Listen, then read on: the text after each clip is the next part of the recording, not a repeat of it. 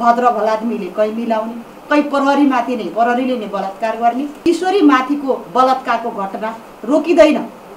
अब हामीले एक कानुनलाई परिवर्तन गरेर, संविधानलाई परिवर्तन गरेर मृत्युदण्ड फाँसीमा जाने हो कि भन्दा हामीलाई प्रश्न गर्न थालेका छन्। मृत्युदण्ड दिनुपर्छ भनेर पनि भन्नुभयो। मृत्युदण्ड भन्ने कुरो त अब आइसिसिपिआरमा नेपाल आइसिसिपिआरको अप्सनल प्रोटोकलमा नेपालले सही गरेको हुनाले हामीले चाहिँ अब जन्म के भन्छ मृत्युदण्ड चाहिँ हामी इन्ट्रोड्युस गर्न सक्छौँ। त्यसको लागि संसदले फेरि त्यो प्रोटोकलमा हामी विड्र गऱ्यौँ भनेर गएर फेरि गर्न सक्यौँ। त्यसले गर्दा केमिकल क्यास्टिगेसनमा जाउँ भन्ने कुरो पनि आइरहेछ। नपुस्तक बनाउने कि त्यतातिर हामी किन लबिङ नगर्ने, लिङ्ग चेतनका कुरा आइरहेको छ त्यो किन नगर्ने? म त मृत्युदण्ड नै दिनुपर्छ तर त्यसलाई पनि क्याटेगोराइज गरौँ न। मृत्युदण्ड भनेपछि त मान्छे झस्किन्छ नि, त्यो कुरा अलि चाँडै जनताको माझ पुग्छ, दूरदराजमा पनि पुग्छ। त्यो एउटा ग्याङले गर्ने हो भने हामी त्यो ग्याङलाई तहस नहस गरिदिन्छौँ, त्यसपछि त्यसले गर्ने अपराधहरू सकिन्थ्यो। तर यो चाहिँ व्यक्तिगत लेभलमा हुने, एउटै घरभित्र हुने र लुकीछिपी हुने घटना भएको भएर यसमा चाहिँ रोकथामको प्रसङ्गमा त्यति धेरै इफेक्टिभनेस चाहिँ नदेखिएको मेरो बुझाइ हो।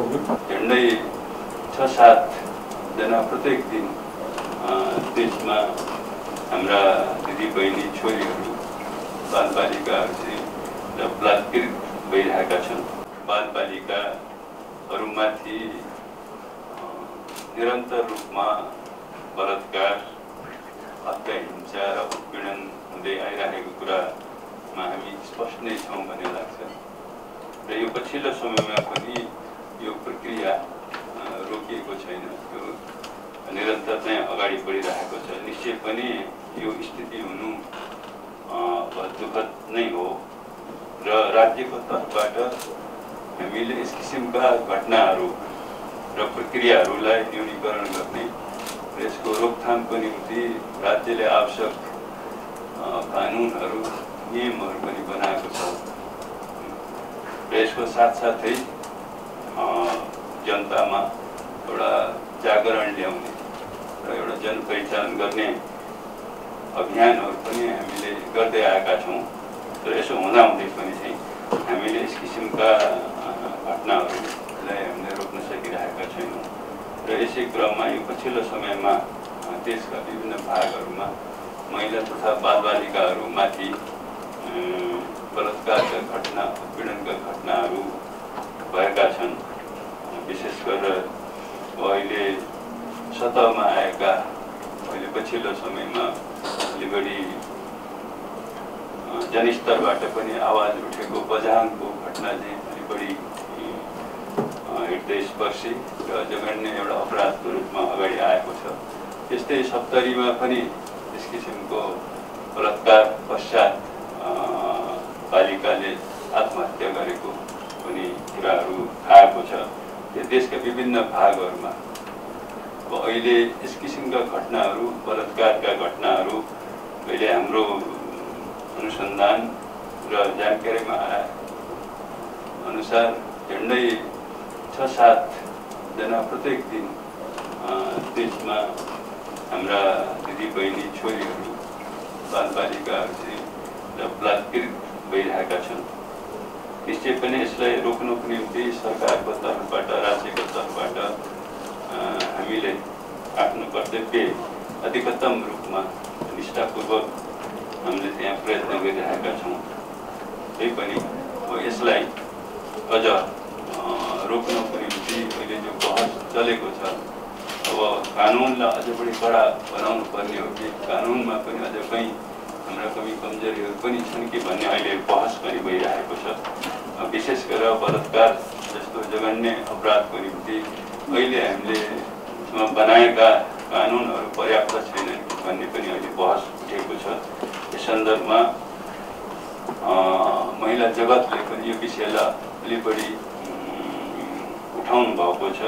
भर्खरै पनि महिला सांसदहरूले यस सन्दर्भमा एउटा गम्भीर रूपमा उहाँहरूले छलफल गर्नुभएको छ र गृहमा महिला सञ्जाल, महिला सङ्गठनहरूले पनि यसबारेमा राज्यले अझ गम्भीरतापूर्वक सोचोस् र जो घटना घटेका छन् त्यो अपराधीहरूलाई कुनै पनि हालतमा चाहिँ छुट नदियोस्। त्यो चाहे मेलमिलापको नाममा होस् वा अन्य रूपमा होस् चाहिँ यो रूपमा पनि महिला समुदायले चाहिँ गम्भीर रूपमा आवाज उठाउनु भएको छ। अब अहिले यो पछिल्लो समयमा भएका घटनाहरू यो बोक्सीकै आरोपमा पनि कयौँ ठाउँहरूमा उत्पीडनहरू महिलाहरूमाथि चाहिँ उत्पीडन भएका छन्। यो सिराका घटनाहरू यो पछिल्लो समयमा आएका छन्। बोक्सीको आरोपमा एउटा निर्घात कुटपिट गर्ने र दिशापिसाहरू चाहिँ खुलाउने जस्ता चाहिँ एउटा जघन्य अपराधहरू पनि भएको यहाँ आएको छ। यसको लागि चाहिँ आवश्यक कारवाहीहरू राज्यको तर्फबाट हामीले तत्काल अगाडि बढाएका पनि छौँ र दोषीहरूलाई कानुनको कठघरामा ल्याउनुको निम्ति कदम पनि चालिएको छ। त्यो चाहे बझाङको घटना होस् अथवा सप्तरीको घटना होस् वा सिरा दरौदर यी अन्य यही राजधानीकै कुरा होस्, यी सन्दर्भमा राज्यको तर्फबाट हामीले आवश्यक कदमहरू उठाएका छौँ। यो पछिल्ला घटनाहरूको बारेमा र समग्रमा प्रहरी सङ्गठनबाट के भइरहेको छ र यसलाई अलिक विस्तृत रूपमा चाहिँ हाम्रो प्रहरी महानिरीक्षकज्यूले सम्मानित समितिलाई जानकारी दिनुहुनेछ। र आज हामीले यो कारागारको सन्दर्भमा पनि कुरा, त्यो कारागारमा पनि जो मृत्यु भएको छ त्यो बारेमा पनि आवाजहरू उठेका छन्। त्यसको बारेमा पनि यो सम्मानित समितिलाई जानकारी दिने किसिमले हामीले यो कारागार निर्देशकज्यूलाई पनि हामीले बोलाएका थियौँ। यहाँ आज त्यो विषय नभए पनि आज जानकारी दिने भन्नेले सायद त्यो विषयमा पनि हामी पछि कारागारका डिजी आउनुहुनेछ र उहाँले विस्तृत रूपमा सम्मानित सदनलाई चाहिँ जानकारी दिनुहुनेछ र यो सम्मानित सदनले चाहिँ राज्यलाई, गृह प्रशासनलाई चाहिँ आवश्यक निर्देशन दिनेछ यो अन्तर्क्रियाबाट भन्ने मैले अपेक्षा गरेको छु। प्रथम प्रतिनिधि घटनाको रूपमा बझाङको घटनाबाट आफ्नो प्रस्तुतिलाई लैजाने कोसिस गर्छु। यो घटना असोज 7 गते भएको हो। यो यहाँहरू सबैलाई जानकारी छ। हामीलाई जानकारी चाहिँ बेलुकी 5 बजेतिर आएको थियो। त्यसपछि वारदात स्थल मस्ता गाउँपालिका 2 मा बझाङको डिएसपी स्वयं आफै जाऊ भनेर हामीले हेडकोर्टले निर्देशन गरेपछि ऊ आफै गएको छ। र हामीले केही दिन 8 गते बिहान 7 गते त्यो घटना भयो। 8 गते 3 बजेतिर राति हामीले राजेन्द्र बोहरालाई उसकै घरबाट लुकिरहेको अवस्थामा पक्राउ गरेर नियन्त्रणमा लियौँ। नियन्त्रणमा लिइसकेपछि मान्य सभापतिज्यूले भनेको जस्तै चाहिँ अलिकति उमेरले पाएको हो अथवा होइन भन्ने भन्दा पनि अलि ज्याद्रो टाइपको मान्छे र त्यति सजिलै पाए नहुने स्वभावको मान्छे चाहिँ हामीले नियन्त्रण पछि चाल पायौँ। त्यसपछि तत्कालै हामीले सहयोगको निम्ति भनेर सरकारी वकिलको कार्यालयले पनि हामीलाई सहयोग गरेको अवस्था हो। सरकारी वकिलको कार्यालयबाट सरकारी वकिल साहब पनि सँगसँगै रहनुभयो र हामीले पटक पटक घटनास्थलको अनुगमन गऱ्यौँ र उसलाई साबिती गराउनको निम्ति सङ्घीय प्रहरी इकाइ कार्यालयमा रहेको पोलिग्राफको टिम र तत्कालीन अवस्थामा कञ्चनपुरमा रहेर काम गरिरहेको सिआइबीको टोलीलाई पनि थप मद्दतको निम्ति बझाङ पठायौँ। यसरी हेर्दा अनुसन्धानको क्रममा के खुल्यो भने उसले त्योभन्दा पहिला पनि साउनको अन्ततिर एउटा अन्य किशोरीलाई जबरजस्ती करनी गरेको र त्यो कुरा गाउँ स्तरमै मिलापत्र भएर मिलाइएको भन्ने कुरो आयो। त्यसपछि हामीले त्यो किशोरीको तर्फबाट पनि जाहेरी लिने काम गऱ्यौँ र अहिले ऊ 2टा जबरजस्ती करनी र एउटा कर्तव्य ज्यान केसमा अदालतको आदेशले 15 दिनको म्याद थप भएर अनुसन्धान भइरहेको अवस्था हो। र हिजो बेलुकी मात्रै मलाई त्यहाँको डिएसपी साहबले भनेसम्म हिजो जब हामीले पत्रकार सम्मेलन गरेर उसलाई सार्वजनिक गऱ्यौँ तत्पश्चात ऊ त्यो सम्मेलन पछि चाहिँ साबिती भएको कुरा मलाई आएको छ र उसले आफ्नो अपराध स्वीकारेको स्थिति रहेको छ। यो सम्बन्धमा हामीले तालु गृह मन्त्रालय र माननीय गृहमन्त्रीको निर्देशनअनुसार नै मिलापत्रमा रहेका मानिसहरूलाई पनि प्रतिवादी बनाउने गरी मुद्दा लैजाने काम गरेको छौँ र एउटा प्रतिवादी चाहिँ पीडितकै दाजु पनि भएकोले मिलापत्रमा दाजु पनि बसेको भएकोले उसलाई अहिलेको अवस्थामा ऊ एउटा जाहेरवाला पनि हुने र पछि प्रतिवादीको रूपमा पनि लैजाने किसिमले हामीले के गरेका छौँ त भन्दा कानुनी रूपमा त्यसरी व्यवस्थापन गर्नको निम्ति भनेको छौँ। अब यो केसको सम्बन्धमा मैले अहिलेको यथास्थितिको बारेमा हजुरहरूलाई यो जानकारी दिएँ।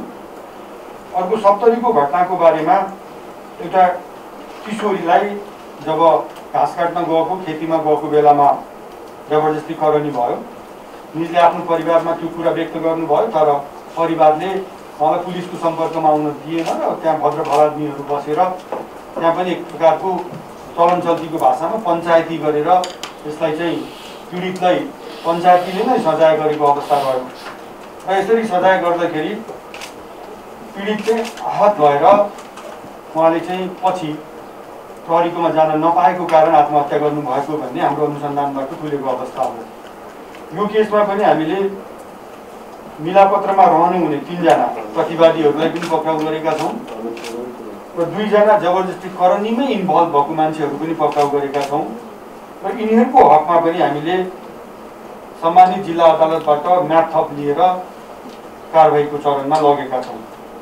मैले यो 2टा प्रतिनिधि घटनाको यहाँ किन पनि उल्लेख गर्न चाहे भने अनुसन्धानको पक्षमा प्रहरीले गर्नुपर्ने काम कारबाहीहरू तदारुकताका साथ नै भएका छन् र गम्भीरतापूर्वक भएका छन्। तर यो घटनासम्म आइपुग्नको निम्ति मलाई आक्षेप लगाउनु त मन छैन तर कम्युनिटीले जुन भूमिका निर्वाह गर्नु पर्थ्यो त्यो भूमिका चाहिँ सायद सतत निर्वाह भएन कि भन्ने हाम्रो पनि ठहर हो।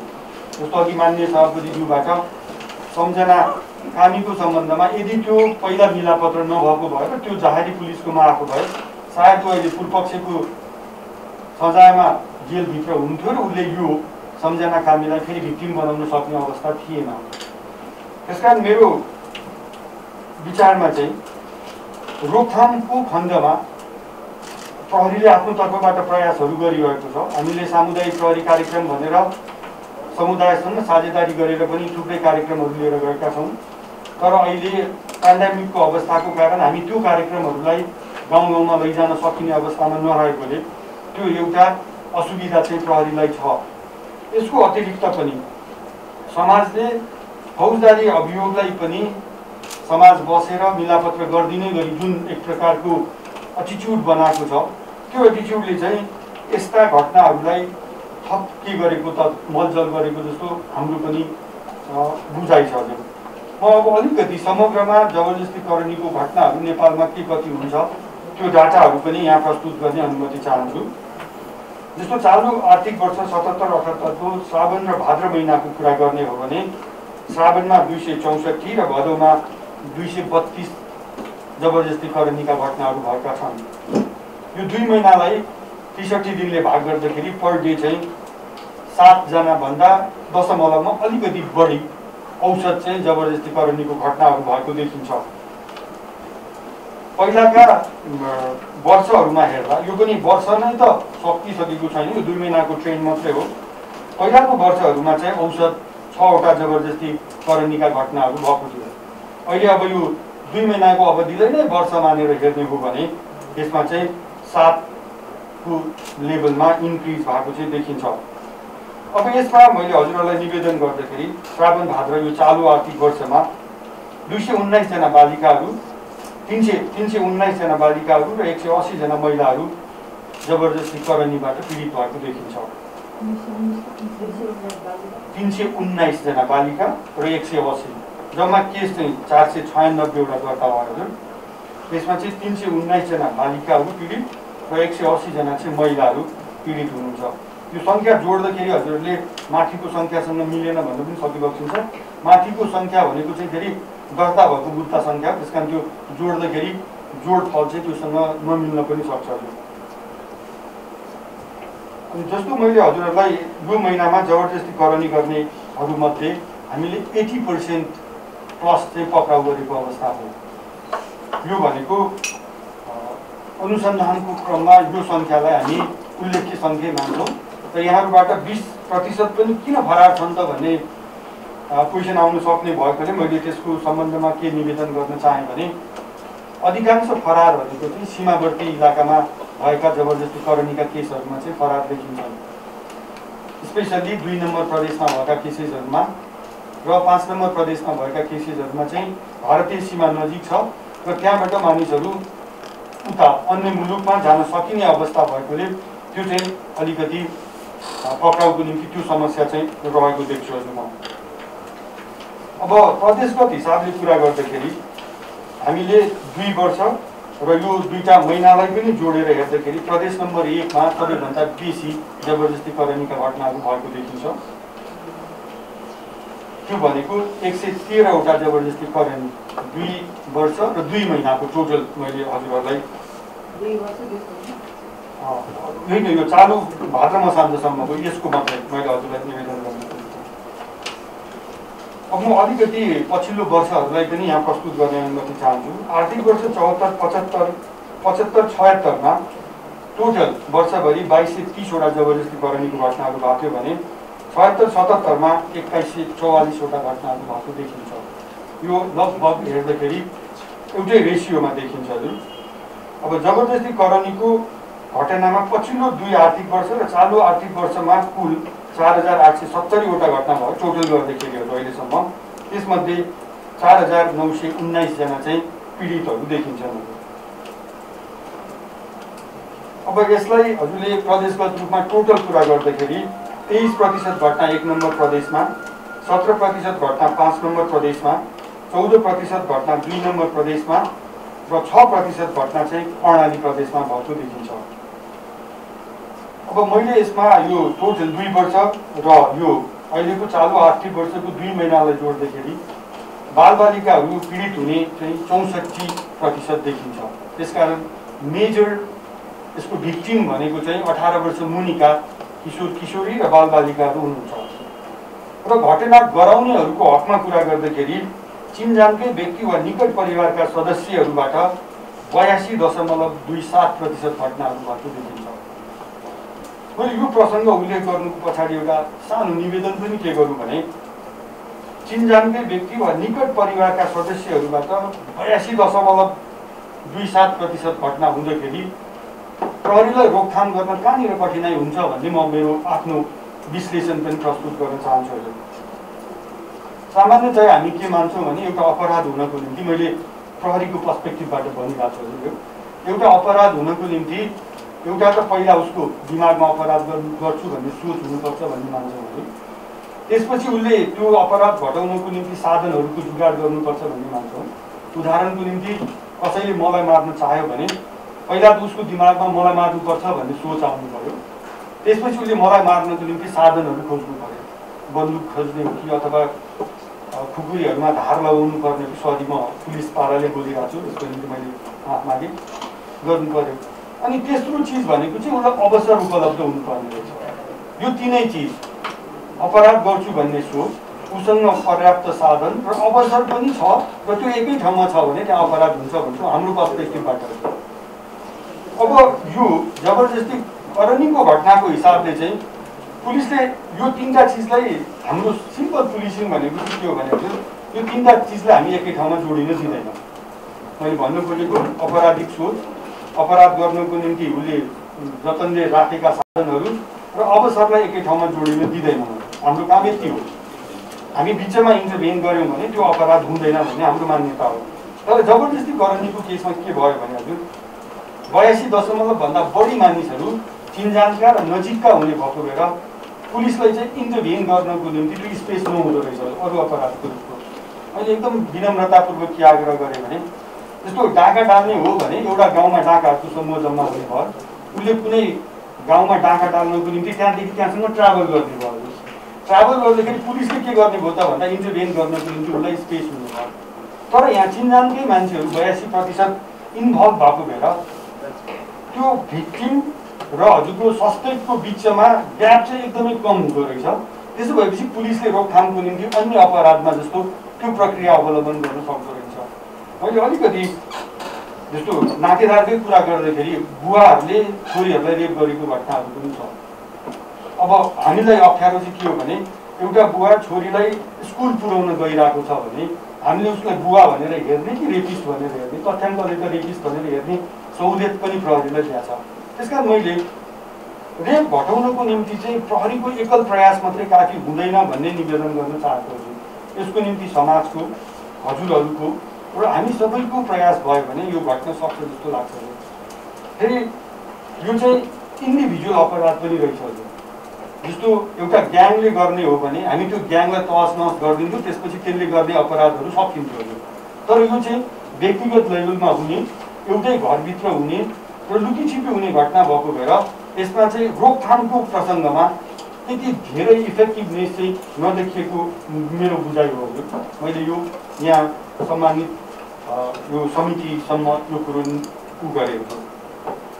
अब महिला हिंसाका अन्य पक्षहरूको कुरा गर्दाखेरि हामीले एसिड आक्रमणको घटनाको बारेमा पनि उल्लेख गर्न उचित हुन्छ जस्तो लाग्यो।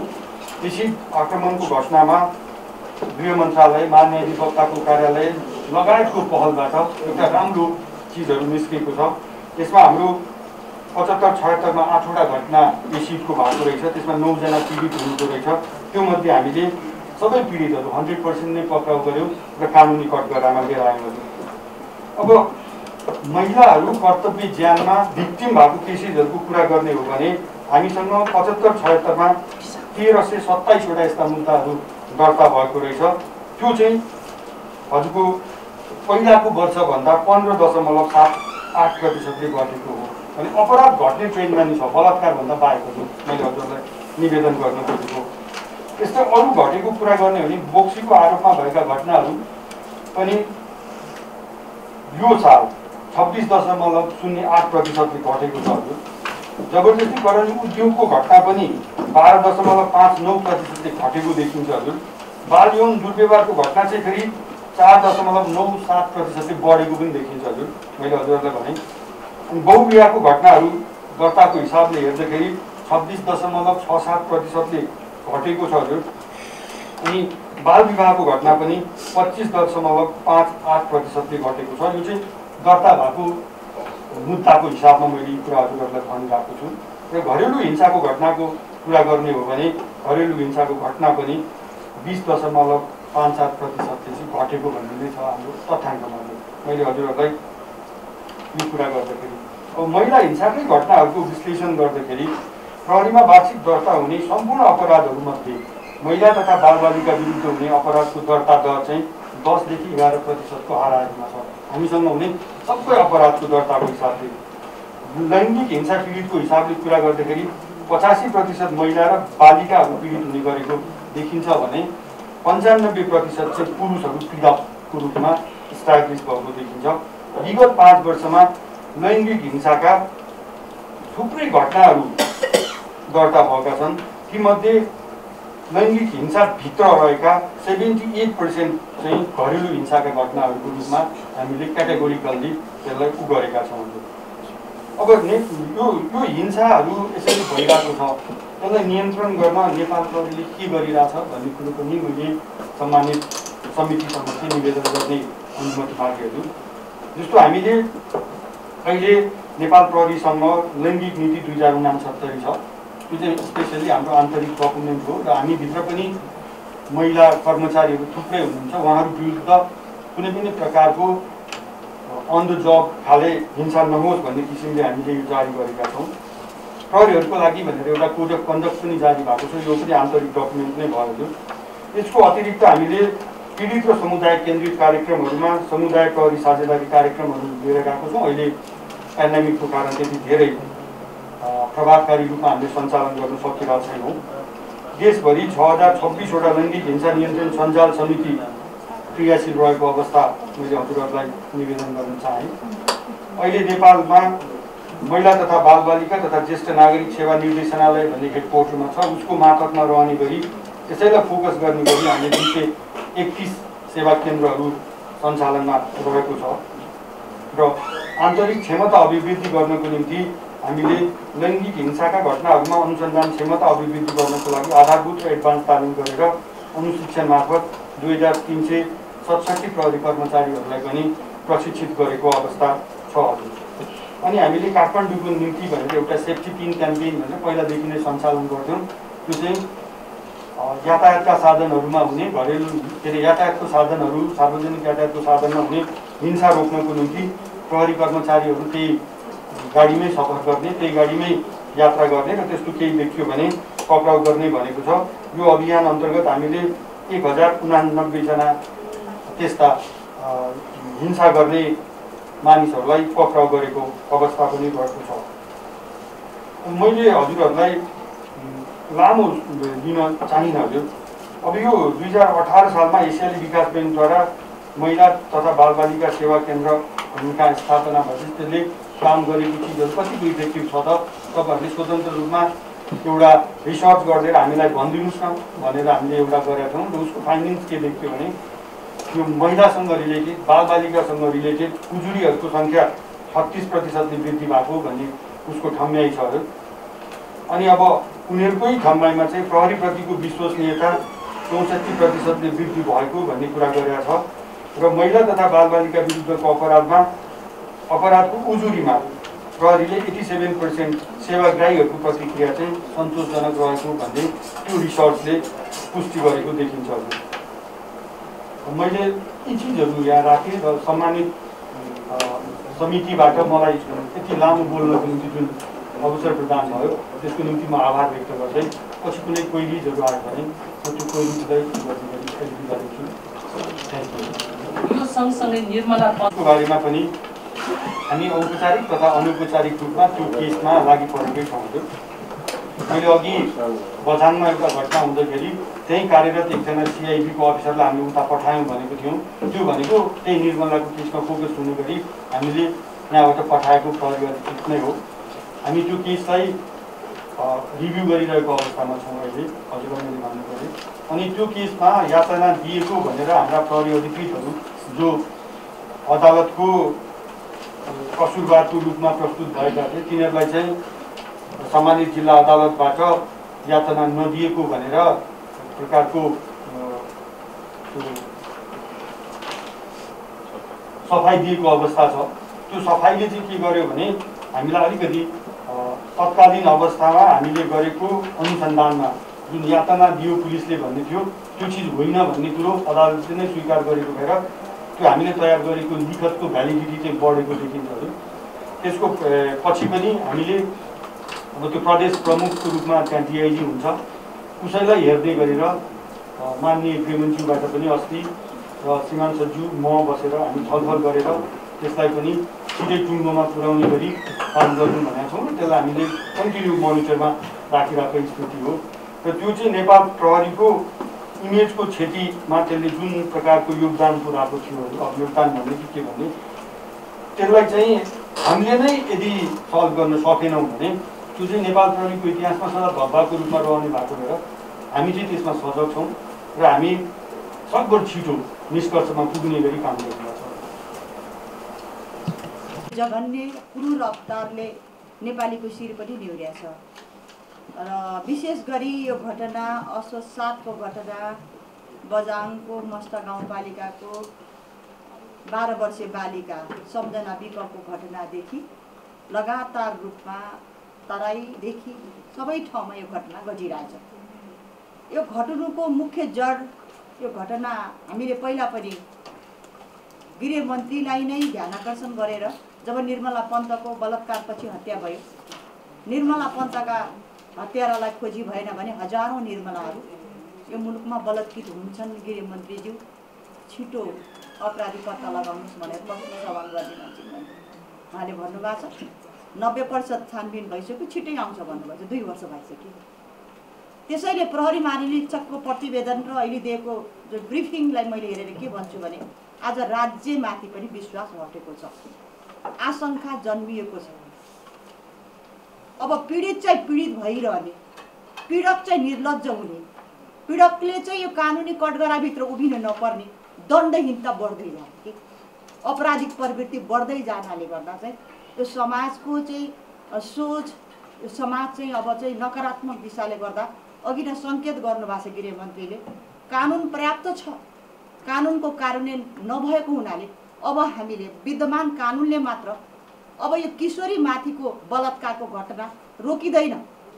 अब हामीले यो कानुनलाई परिवर्तन गरेर संविधानलाई परिवर्तन गरेर मृत्युदण्ड र फाँसीमा जाने हो कि भनेर हामीलाई प्रश्न गर्न थालेका छन्। त्यसैले चाहिँ यो घटनाहरू जुन जघन्य अपराधहरू घटिरहेका छन्, भद्र भलाद्मीले कहीँ मिलाउने, कहीँ प्रहरीमाथि नै प्रहरीले नै बलात्कार गर्ने, यो घटनाले गर्दा फेरि म जोड दिन्छु, बझाङको जुन घटना छ, दोषीलाई पक्रिएको छ, अझ आशंका छ फेरि त्यही तरिकाले चाहिँ त्यो छुटकारा पाउने हो कि न्याय नपाउने हो कि भन्ने छ। त्यसतर्फ चाहिँ हदैसम्मको कारबाही गरेर आजसम्मका घटेका घटनालाई अपराधीलाई कानुनको कठघरामा उभ्याउनुपर्छ, तब मात्र विश्वास हुन्छ नेपाली जनताको। दोस्रो कुरा चाहिँ केन्द्रीय कारागारको घटना जुन घट्यो, भिडियो पनि आयो, भिजुअल पनि आयो, युट्युबमा पनि आयो, हामीले देख्यौँ।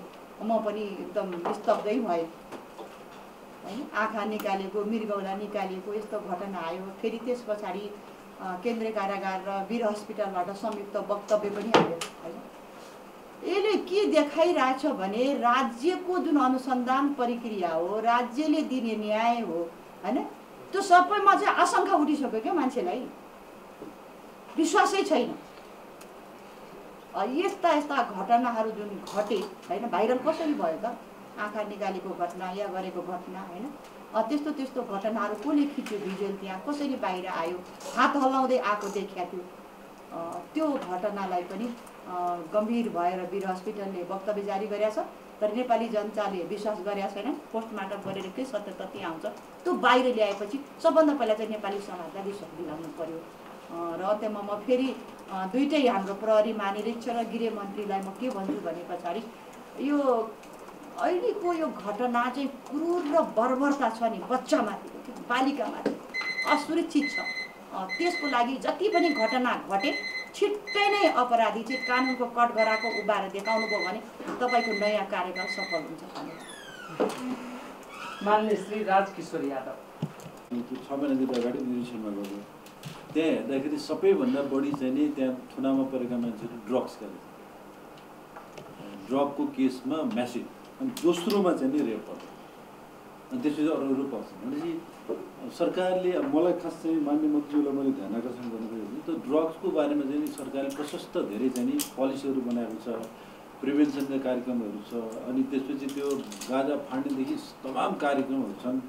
बेग्लै अफिस पनि गृह मन्त्रालयले राखेको छ र चाहिँ ड्रग्सलाई मिनिमाइज गर्ने, त्यो क्राइम घटाउने अथवा प्रिभेन्टिभ मेजर्सहरू छन्, उहाँ चाहिँ सरकारले पहल गरेको देखियो। तर रेपको बारेमा चाहिँ सरकारले त्यति सेन्सिटिभली लिएको थिएन संसारभरिका अरू मुलुकहरूको हेर्ने हो भने, किनभने यो चाहिँ एउटा फेरि मानवता विरुद्धको अपराध पनि हो मान्य मन्त्रीज्यू। त्यही कारणले गृहमन्त्रीज्यूलाई मेरो विशेष अनुरोध चाहिँ के भने यो रेपको घटनालाई कम गर्नको लागि, प्रिभेन्सनमा जानको लागि के कसरी जाने भन्ने सम्बन्धमा एउटा विशेष चाहिँ सरकारले पहल गरेर एउटा नीति लिएर आउँछ।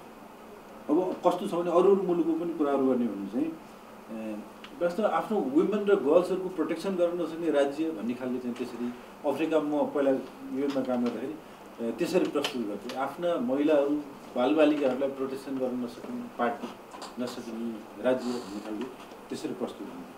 त्यो भएर योलाई चाहिँ अलिक सिरियस, जस्तो बजाङमा भएको घटना हो अथवा तपाईँको सप्तरी, धनुषा, बर्दियामा भएका घटनाहरू, यो चाहिँ प्रतिनिधि घटना हो। यो कति त रिपोर्टेडै हुनु, अन्डर रिपोर्टेड हुन्छ, कति चाहिँ अब जस्तो यहाँ अलिक जनप्रतिनिधि मिलेर बसेर मिलाउन खोजेको कुराहरू हो।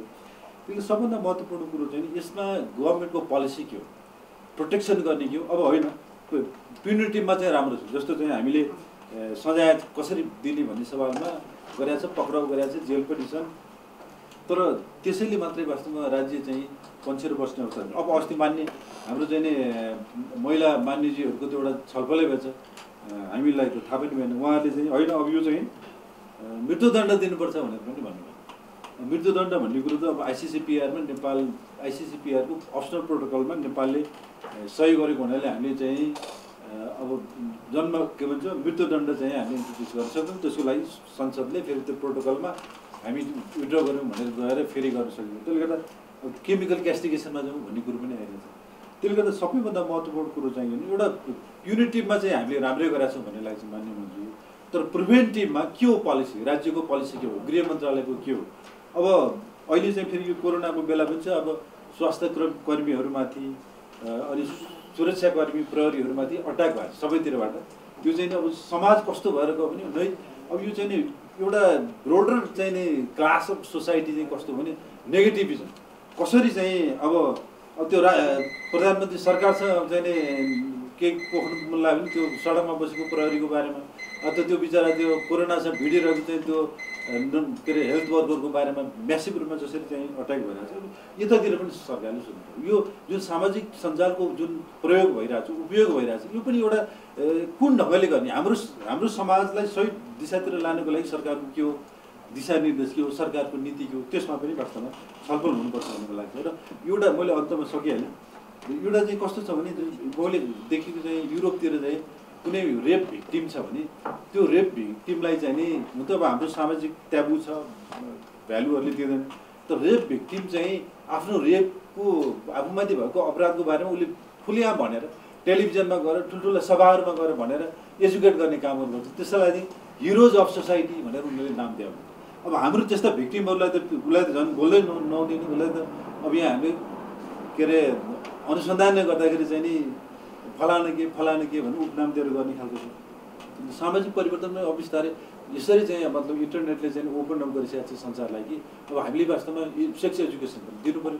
युवाहरूको चाहिँ कसरी चाहिँ यो एडोलेसेन्सलाई कसरी म्यानेज गर्ने भन्ने सवालमा पनि त्यसले यो अब डक्टरलाई अथवा पुलिसलाई अथवा एउटा सेक्टरलाई अथवा जेलरलाई मात्र दोष दिने भन्दा पनि हाम्रो पोलिसी ब्रोडर पोलिसी के हो राज्यको त्यतातर्फ चाहिँ नि सरकारले सोच्नुपर्छ। र माननीय मन्त्रीलाई मेरो अनुरोध चाहिँ नि ब्रोडर पोलिसी फ्रेमवर्कमा काम गर्छ। धन्यवाद। मान्य श्री विजय जसरी अहिले कुरा उठिराखेको छ यति धेरै औसत रूपमै तपाईँको 7 भन्नुभयो 7 पोइन्ट भन्नुभयो, म त 8 भन्न चाहन्छु किनभने यति धेरै घटनाहरू भइराखेको छ। कतिपय घटनाहरू अहिले जति पनि दर्ता भइराखेका छन् यसको 50% घटनाहरू त दर्ता नै भइरहेका छैनन् होला, कति गुपचुपमा छन्। अब बचाएकै कुरा गरौँ न, यदि अहिले यो सम्झना विज्ञको कुरा नआइदिएको भए अर्को घटना घटाइसकेको त्यो कुरा मिडियामै आउने थिएन। त्यस्ता घटना त कति छन्। त्यसैले यति घटना दैनिक रूपमा यति धेरै घटनाहरू घटिराखेको छ।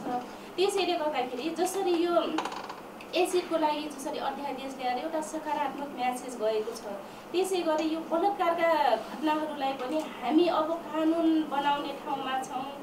न त हाम्रो संविधानले मृत्युदण्डको सजाय नगर्ने भनेको त्यो हामीलाई थाहा छ। थाहा हुँदाहुँदै पनि हामी किन बोलिराखेका छौँ त? किनभनेपछि अब अति नै भएपछि मात्र बोलेका त हो नि हामी।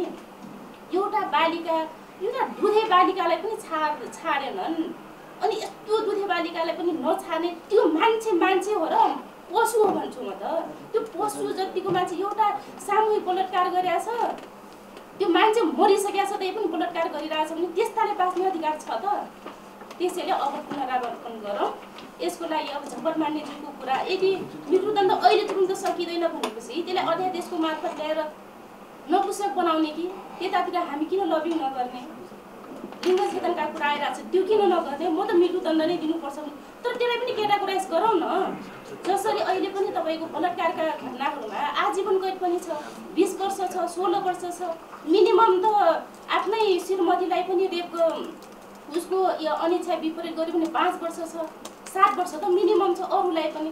त्यसरी 6 क्याटेगोराइज गरेका छन्। त्यो कुराहरू हामी एकातिर त समाजमा पनि अवेरनेस पुगाउन सकेका छौँ, त्यो हाम्रो पनि कमजोरी छ। त्यसलाई अवेरनेस पनि पुर्याउँ, भएका कानुनहरू पनि कार्यान्वयन गरौँ। तर त्यो मात्र भएर पनि अब पुगेन। त्यसैले गर्दाखेरि अब चाहिँ अलिकति तर मृत्युदण्ड भनेपछि त मान्छे झस्किन्छ नि, त्यो कुरा अलि चाँडै जनताको माझ पुग्छ, दूरदराजमा पनि पुग्छ। त्यसैले गर्दाखेरि अब यतातिर हामी बहस गरौँ, छलफल गरौँ भन्न चाहन्छु। अर्को कुरा यो कारागारको पनि अब डिजी साहब हुनाले अब हाम्रै समिति अन्तर्गत पर्ने हुनाले अब यो कारागारमा पनि यस्ता बलात्कारीहरूलाई हामी राज्यको सम्पत्ति हामी ट्याक्स तिरेर उसले किन पाल्ने भन्छु म त। श्रम कैदमा जाउँ, त्यस्ता अपराधीलाई पनि हामी मजाले हप्तामा 1 दिन मासु भात खुवाएर एउटा नर्मल मान्छे दैनिक जाल्यादारी गरेर बसेमा चाहिँ एक हप्तामा मासु खान सक्दैन। त्यसरी गरेर मजाले पालेर छौँ, त्यसरी पनि नबालौँ भन्छु म त। त्यसैले गर्दाखेरि अब श्रम कैदमा जानुपर्छ भन्ने म ध्यान आकर्षण गर्न चाहन्छु। र अब मैले यति नै भने समय सकिसक्यो। मान्य श्री रामसागर प्रसाद यादव। अझै पनि सङ्ख्यात्मक रूपमा 20% त पक्राउनै परेको छैन, फरार छन्। र पक्राउ परेका व्यक्तिहरू पनि कतिपय अदालतबाट पनि उपयुक्त रूपमा दण्ड नपाएको कारणले अझै अपराधको बढेको स्थिति छ। किनभने मुद्दाको जगै कमजोर बनाइयो कि भन्ने पनि प्रश्न उठेको छ कतिपय ठाउँमा। जसरी मुद्दा दर्ता गर्न जाँदाखेरि पनि सामाजिक प्रतिष्ठा देखाएर कानुनलाई ओझेलमा पार्ने जुन काम हुन्छ त्यो पनि गलत हो, त्यसलाई पनि रोक्नुपर्ने एउटा स्थिति छ। अर्को कुरा के हो भने हामीले यी अपराधपूर्ण जुन घटनाहरू छन् त्यसभित्र राजनीतिक दबाव वा प्रभावको गृहमन्त्रीज्यूले केही उल्लेख गर्नु भएन, यहाँ सुरक्षाबाट पनि आएन। तर त्यो दबाव र प्रभाव विभिन्न समयमा पर्ने गरेको छ। त्यसबारेमा पनि त्यसलाई समाप्त गर्ने राजनीतिक दबाव र प्रभावबाट मुक्त हुने गरिकनको र जहाँसम्म यो बढ्नुको पछाडि एउटा अर्को कारण छ। त्यो के हो भने अहिलेको सञ्चार माध्यम र सञ्चार माध्यममा भन्ने हो भने खुलापन र अझै उत्तेजनात्मक रूपमा प्रयोग गर्न सकिने गरिकन समाचार पनि हो र झुटो समाचार पनि हो। अघि नै प्रश्न उठ्यो कि कारागारको किडनी पनि छैन, आँखा पनि छैन भने यो सबभन्दा धेरै प्रचार गर्ने युट्युबरहरू अनलाइनले हो। यिनीहरूलाई चाहिँ यदि दण्डित नगर्ने हो भने अनि झुटो समाचार दिएर समाजलाई नै उल्टो दिशातिर लैजाने जुन प्रयत्न भएको छ यसले भविष्यमा झन् थप खतरा उत्पन्न हुन सक्छ भन्ने मलाई लाग्छ। हुन त विकसित मुलुकहरूमा मैले पढ्दा चाहिँ अमेरिकामा बलात्कारको घटना प्रत्येक मिनटमा 7 जनाको हुँदो। हाम्रो दिनमा 7 जनाको चाहिँ आएको छ। हाम्रो पनि रफ्तार चाहिँ कहीँ त्यही गतिमा त बढ्दै जाने होइन भन्ने चाहिँ खतरा देखाइएको हुनाले गर्दा कानुनी रूपमा केही चाहिँ परिवर्तन गर्नु छ भने त्यसबारेमा पनि छलफल गरौँ। तर भएको कानुनलाई पनि कडाइका साथ र परिणाममा पुग्ने गरिकन हामीले चाहिँ प्रयोग गरेनौँ भने अनि त्यसले गर्दाखेरि घटना बढ्दै जाने स्थिति हुने भएकोले गर्दा म यतातिर चाहिँ एउटा चाहिँ सरकार र हामीले के सहयोग गर्नुपर्ने, सरकारलाई हामीले के सहयोग गर्नुपर्ने हुन्छ त्यसमा चाहिँ हामी छलफल गर्न पनि तयार छौँ। कानुनमा कराई हुने, व्यवहारगत रूपमा चाहिँ लुज हुने स्थिति भयो भने त्यो कानुनको उपादेयता हुँदैन भन्ने मेरो एउटा मान्यता। अर्को कुरा चाहिँ यो कारागारमा मृत्युसँग जोडिएर आउँदा हस्पिटल पुग्दा मान्छे मरिसकेको र कारागारबाट निक्लिँदाखेरि चाहिँ हात हलाउँदै आएको यो दुईटाको ग्याप के हो र यो दुईटाको ग्यापमा के बाटोमै मान्छे मरेको हो वा डिफरेन्स कति समयको हो? हस्पिटल पुग्ने र कारागारबाट हिँड्ने कति हो? यति छिटै बाटोमा मृत्यु भइसकेको हो भने मृत्यु प्रमाणित गर्नको निम्ति मात्रै चाहिँ अस्पताल लगिएको हो कि कहीँ कसैले सत्य कुरा यसमा पनि केही प्रश्न चिन्ह राखेर अझै खोतल्न बाँकी छ भने त्यो पनि जानकारी आओस् भन्न चाहन्छौँ र जनताले सत्य तथ्य र हामीले पनि सत्य तथ्य जानकारी मात्र पाउनुपर्छ भन्ने हाम्रो माग हो। धन्यवाद। मान्य श्री झपट रावत।